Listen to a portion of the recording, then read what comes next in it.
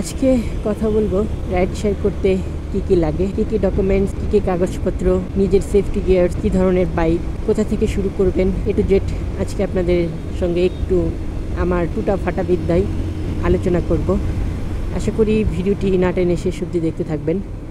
আর চ্যানেলে যদি কোনো ভাই ভিউয়ার্স নতুন হয়ে থাকেন প্লিজ সাবস্ক্রাইব করে দিন। তো চলুন শুরু করা যাক। ফার্স্ট অফ অল যে কোয়েশ্চেনটা আমি সবসময় ফেস করি সেটা হলো, ভাই কোনটা ইউজ করব, উবার নাকি পাঠাও? তাদের জন্য ফার্স্ট কোয়েশ্চেনের উত্তর, উবারও ইউজ করবেন, পাঠাও ইউজ করবেন। উবার আর পাঠাও ইউজ করার জন্য আপনাকে প্রথমে উবার আর পাঠাওটাকে রেজিস্ট্রেশন করতে হবে।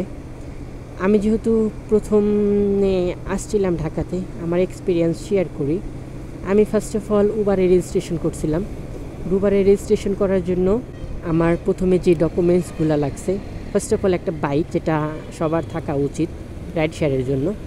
তো আমি প্রথমে ঢাকা থেকে বা বাসা থেকে আসছিলাম আমার বাইকটা নিয়ে।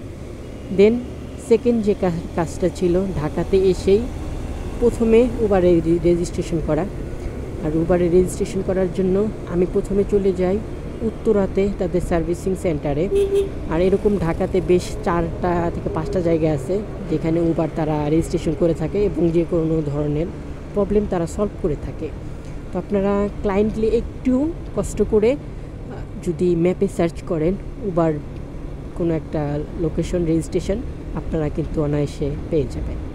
দ্বিতীয় নাম্বার, কি ডকুমেন্টস থাকলে আপনারা উবারে এবং পাঠাওতে দুটাতেই রেজিস্ট্রেশন করতে পারবেন। ফার্স্ট অফ অল আপনাদের বৈধ ড্রাইভিং লাইসেন্স থাকতে হবে। অবৈধ কোনো ড্রাইভিং লাইসেন্স থাকলে কিন্তু রেজিস্ট্রেশন হবে না, তাদের ডাটাবেজে কিন্তু এটা ধরা পড়ে যাবে। তো ফার্স্ট অফ অল বৈধ ড্রাইভিং লাইসেন্স। দ্বিতীয়ত বাইকের রেজিস্ট্রেশন পেপার, অর্থাৎ রেজিস্ট্রেশন পেপার থাকলে হবে, স্মার্ট কার্ড থাকলে হবে, কোনো রকমের ঝামেলা হবে না। দেন তৃতীয় কোশ্চেনটা, আপনাদের ট্যাক্স টোকেন থাকতে হবে বাইকের, যেটা রোড পারমিট বলে, 2 ইয়ার্স কিংবা 10 ইয়ার্স যেটাই হোক। ট্যাক্স টোকেন কি সেটা আপনারা আই থিঙ্ক জানেন যারা বাইক চালান। চতুর্থ বিষয়ে আসি, আপনাদের একটি স্মার্টফোন থাকা লাগবে। আর এইটা আই থিঙ্ক সবারই থাকে। স্মার্টফোন থাকা কোনো আহামরিক বিষয় না, সবার স্মার্টফোন থাকে। আমার যেরকম স্মার্টফোন ঝুলানো আছে সেরকম একটি স্মার্টফোন হলেই হবে। সো দেন এই 4টা থেকে 5টা বিষয় আপনাদের নিশ্চিত করে আপনারা যাবেন উবার কিংবা পাঠাও রেজিস্ট্রেশন অফিসে, গিয়ে তাদের ডকুমেন্টস দিবেন। ইনশাল্লাহ সেই দিনে আপনার রেজিস্ট্রেশন হয়ে যাবে এবং পরবর্তী দিন থেকে আপনারা আপনাদের কার্যক্রম রাইড শেয়ার চালিয়ে দিতে পারবেন। এখন আসি পাঠাও অ্যাপসে। সো যেই কাগজপত্রগুলো বললাম ঠিক সেম কাগজপত্র নিয়ে আপনারা পাঠাও অফিসে যাবেন। তো ঢাকাতে পাঠাও অফিস কোথায় কোথায় আছে আমি আপনাদের বলে দিই। উত্তরাতে আছে, এরপর মোহাম্মদপুরে আছে, মিরপুর আছে, দেন বনানীতে আছে। এই 4টা এবং আরও জায়গাতে আছে বেশি প্রচলিত, যারা ওনারা করে থাকেন রেজিস্ট্রেশন। 4টাতে যাবেন। এই 4টে কিংবা 5টি জিনিসপত্র আপনারা একত্রিত করে চলে যাবেন। ওনারা একটু ট্রেনিং করাবে। ট্রেনিংয়ের মাধ্যমে আমি আপনাদের বলি ট্রেনিংটা কীরকম হয়। জাস্ট কাগজপত্র চেকিং, এটাই ট্রেনিং, তাছাড়া আহামরি কিছু হয় না।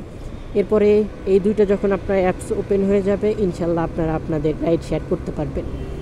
নেক্সট একটি কোয়েশ্চেন আমাকে অনেক বেশি পড়তেছে যে, ভাই ঢাকার বাহিরের নাম্বার কি ঢাকাতে চলবে? এইটা ফার্স্ট অফ অল আমি আপনাদের কোয়েশ্চেনের উত্তরটা দিয়ে দিই। এইটা আমি যখন ঢাকাতে আসি না তখন এই ফেজটা আমি অনেক রিসার্চ করছি যে ঢাকার বাহিরের নাম্বার কি ঢাকাতে চলবে। আমাকে অনেক ভাই বলছে যে না চলবে না, দ্বিধাদ্বন্দ্বের মধ্যে। আমার কিন্তু সিরাজগঞ্জ ল। আমি এটা নিয়েই ফার্স্ট অফ অল চলে আসি, ওনারা আমাকে খুব সুন্দরভাবে করে দেন। সিগন্যাল পড়ে গেছে। বলি যে ঢাকার বাহিরের নাম্বার কিন্তু অনায়াসে চলবে। ঢাকার বাইরে যে কোনো ধরনের নাম্বার হোক, সিরাজগঞ্জ, রংপুর, রাজশাহী, ঢাকার বাইরে যতগুলা নাম্বার আছে, যত বাইকের কথা কিন্তু বলতেছে, যত নাম্বার আছে আপনি ইউজ করতে পারবেন। তারা রেজিস্ট্রেশন করে নেবে, কোনো ধরনের কোনো প্রবলেম ইনশাল্লাহ হবে না, আমি আশা করি, কারণ আমি তো ফেস করতেছি। তো যেটাই বললাম যে কিভাবে রেজিস্ট্রেশন করবেন, কোথায় গিয়ে রেজিস্ট্রেশন করবেন, সব বিষয় কিন্তু আপনাদের সঙ্গে তুলে ধরলাম।